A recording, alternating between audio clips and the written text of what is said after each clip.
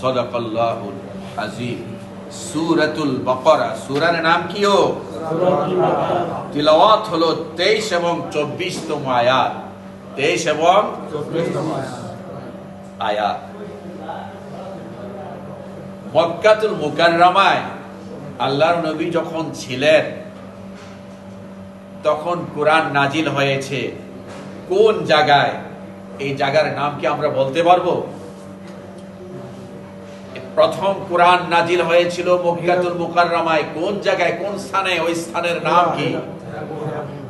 জাবালে নূর। জাবালে নূর, ওই জায়গায় কোরআন নাজিল হয়েছিল।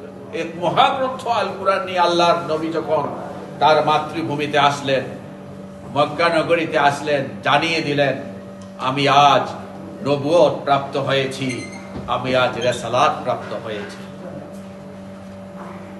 কাদেরকে বললেন? যারা ওই সময়ের সর্বশ্রেষ্ঠ কবি, ওই সময়ের সর্বশ্রেষ্ঠ সাহিত্যিক, কাব্য সাহিত্যের উপরে পিএইচডি করা গবেষক, তাদের সামনে। যারা বাংলা ভাষা নিয়ে আজ কতই ফেব্রুয়ারি বলেন তো? আমার ভাইয়ের রক্তে রাঙ্গানো 21শে ফেব্রুয়ারি আমি কি ভুলিতে পারি? এই বাংলা ভাষার স্রষ্টাও আল্লাহ নিজে, বলেন সুবহানাল্লাহ। সেটা আবার কেমন? আল্লাহর নবী যখন মেরাজে গিয়েছেন তখন একজন ফেরেশতাকে দেখলেন, আজব ফেরেশতা, সকল ফেরেশতাই আজব। তো আল্লাহর নবী বললেন, ভাই জিবরাইল, আপনিও আজব, মিকাইল আলাইহিস সালামও আজব, হ্যাঁ, মালাকুল মউত আজরাইল আলাইহিস সালাম তিনিও আজব, ইসরাফিল আলাইহিস সালাম তিনিও আজব।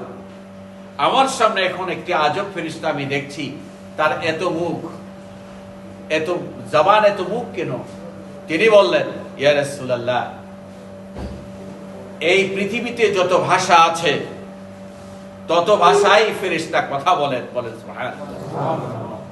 আল্লাহর নবী আরবি ভাষায় ওই ফেরেশতার জবান থেকে কথা শুনেছেন। তাহলে আরবি ভাষাবিদ একজন ফেরেশতা আসমানে আছে কি নাই? আছে কি নাই? আছে। উর্দু ভাষায় আছে, ফার্সি ভাষায়, ইংরেজি ভাষায়, হিন্দি ভাষায়, বাংলা ভাষায়, নিখিল ভারতে 660 রকম ভাষা আছে। নিখিল ভারতে, আমাদের এই ভারত মহাভারতে 660 প্রকার ভাষা আছে। ডক্টর মোহাম্মদ শহীদুল্লাহ রহমতুল্লাহ আলাইহি, তিনি কয় ভাষার পণ্ডিত ছিলেন জানা আছে কি? 17 কি 18টি ভাষার পণ্ডিত তিনি ছিলেন। এই দাড়ি, এই টুপি, পাগড়িও পরতেন। এই ডাবির, তিনি একদিন সেমিনারে বলেছেন, আপনারা আমাকে ডক্টর বলেন, ভাষার পাণ্ডিত্যের ফুল